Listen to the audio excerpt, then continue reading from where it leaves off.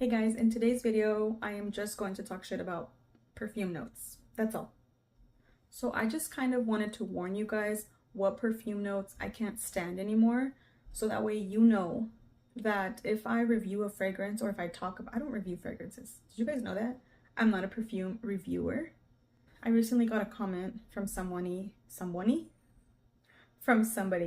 that was upset about the way that I reviewed a fragrance wrong, incorrectly.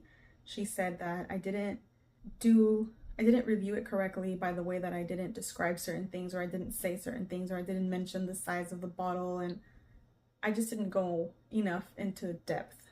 And I was like, ma'am, I am not a reviewer. I am just a talker about perfumes. Like, I'm just here talking about perfume, sharing my experience. So I wanted to warn you guys of what notes are deal breakers for me. Like, if this note is in a perfume, I'm done. We're done.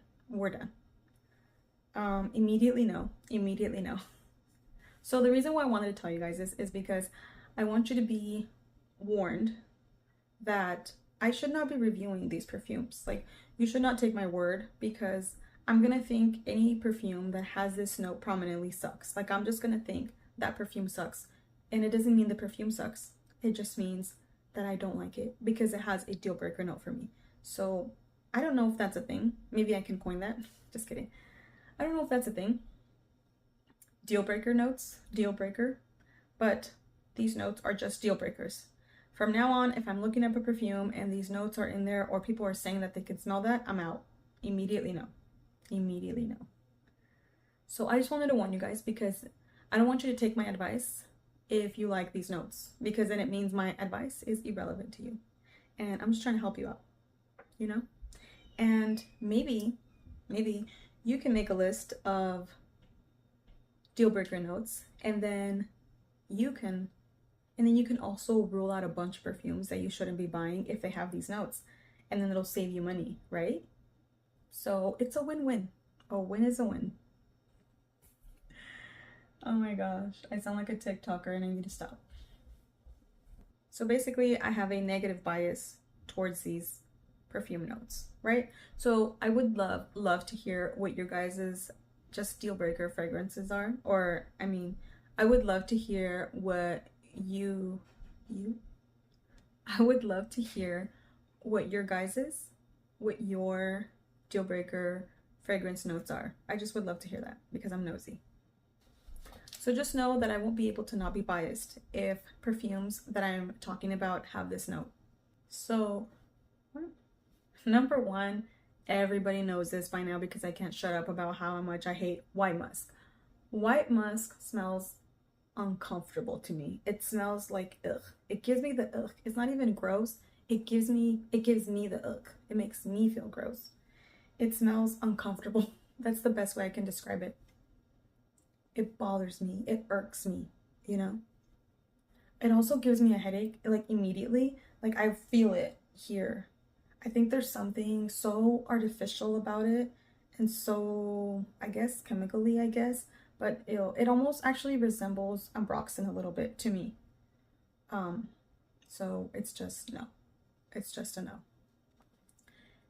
And speaking about Ambroxan, I hate Ambroxan. Ambroxan is slightly worse. Ambroxan smells to me like super concentrated white musk. It's even stronger and grosser. It irks my nose. It violates my nose is what it feels like. It makes my stomach turn. I have a visceral reaction. Like, I'm literally like repulsed by it. It gives me a headache. Sometimes that headache from Ambroxan will last all day.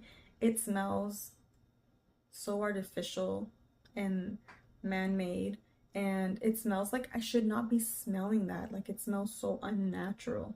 In a way, sort of like how mold smells like wrong. Ambroxan smells like so wrong. Like, I shouldn't be smelling this. Like, this is potentially dangerous, and it feels like it's killing my brain cells. That's just me. And any other kind of aroma chemicals that I can smell are kind of give me the same vibes. So ISO E-Super to me smells like incredibly sharp, woody, industrial. It just smells industrial. Like I shouldn't be smelling that. It smells like the fumes of something that I shouldn't be smelling. It smells like I'm smelling fumes and I'm gonna get high off of it, or I'm going to pass out from it. It's too strong, too much, too chemically. No thanks. ISOE Super is not that much of a deal breaker though. I can handle it mildly, and I don't think it smells disgusting. I don't think it smells gross, and it doesn't usually give me a headache. I just don't prefer it, and I think in some fragrances it's too strong. Like it's too strong that it ruins it, but when it's in there just slightly, it's not necessarily a deal breaker, but I'm just adding it in here. But when it has it too much, it is definitely a deal breaker. It's just not something that I enjoy, but I don't mind it in very small amounts. The next deal breaker note is Gardenia. I've tried a few times. You know, tuberose used to be a deal breaker, and apparently I like tuberose now. I've been liking tuberose lately a lot more, and I've been enjoying it as long as it's not mixed with Gardenia. So Gardenia though, it's just a no. There's something so sharp and like green, but not a pleasant green, and very, I don't know, I don't want to say mature. It's not mature. I guess the only reason why I associate it with, why am I looking over? The only reason why I associate it with being mature is because I know that it's in a lot of more mature fragrances, or it was in perfumes. It's been in perfumes for so many years, you know, that I've smelled it years ago. But it smells kind of like weeds, like wildflowers, but not the good ones. I don't like it. And then Pear. Pear is my least favorite top note. I think sometimes I don't mind it when it's just a top note, but when it's too prominent or I can smell it a little bit too much, there's something kind of like rotten smelling about Pear, where it always smells to me like a overripe pear. And I guess pear is not my favorite fruit either, and even when I have pears at home, they don't smell the best. They already smell like they're rotting, even when I just got them, and even when they taste okay, like they taste better than they smell, you know? That's just my opinion.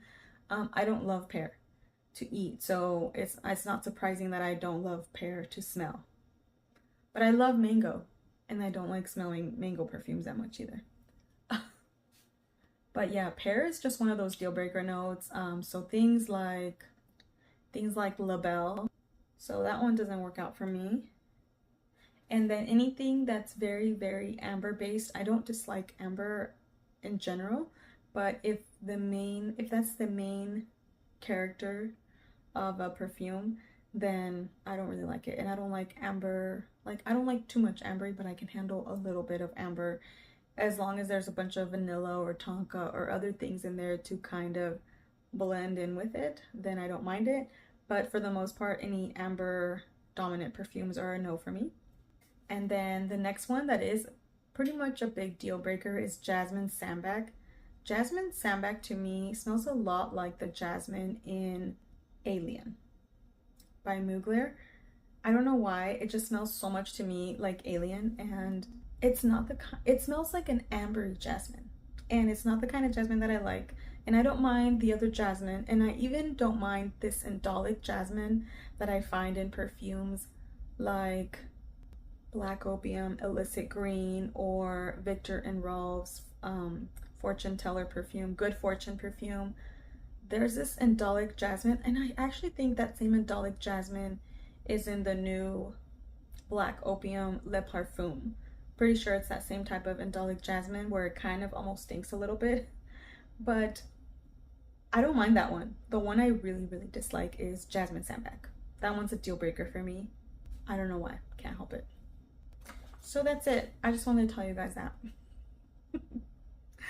I don't know if I'm gonna post this. Okay, I'm just like sitting here just chatting with you guys. I would love to know what your deal breaker fragrance notes are. I would love to know what your deal breaker fragrance notes are, because I just want to know if we have some in common, or I want to know where you draw the line, like where it's like immediately no. And I feel like this list is growing as I'm getting to know my fragrance taste more. This list is growing, and I'm very happy for that, because before I used to know that I didn't love a perfume, but I would almost convince myself that I liked it because I liked most of it, and there was just this tiny thing in there that kind of irked me. But since I wasn't able to pinpoint it, I was just like, no, I do love this fragrance. Like, what don't I like about it? And I couldn't answer that, so I just assumed that I liked it, and there was something that prevented me from loving it. But now I know. Now I know most of the perfumes that I felt like that about, it's because they had white musk, and I just couldn't put my finger on it. And some of my favorite fragrances have that in there, and now that I'm able to detect it, I'm having a hard time, and I'm like, wait, what? Do I keep this? Do I let this go? Am I okay with this? Like, what do I do? Because I can pick it up more now. So it's a blessing and a curse to refine your nose, or to get familiar with perfumes more, because it can kind of backfire, and perfumes that you thought you would love forever, you might not. Anyways, I don't know why I'm dragging this out. Thank you guys so much for watching. Thanks for hanging out with me. Thanks for being here. It means so much to me, you guys. I really feel like I found my people here. I always tell my friend, here I go on another rant. I always tell my friend and other people to start a YouTube channel or to create something, because I feel like you find people that you connect with on a different level that you would have never known. I've connected with some of you on a so much deeper level than perfume, but yet I would have never met you if it wasn't for perfume. And it feels like all these people with similar thoughts and minds have come together here in the perfume community, and I love that. I've never even had like my people, and this is probably like one of the first times that I feel like these are my people. Like, these are people, like-minded people. So I love coming to chat with you guys. So thank you, Veronica, for encouraging me to show my face in my videos, because I feel like I have connected with people a little bit more through these face videos. So thank you guys. I'll see you in my next video. I'll shut up now. Talk to you guys soon. Bye.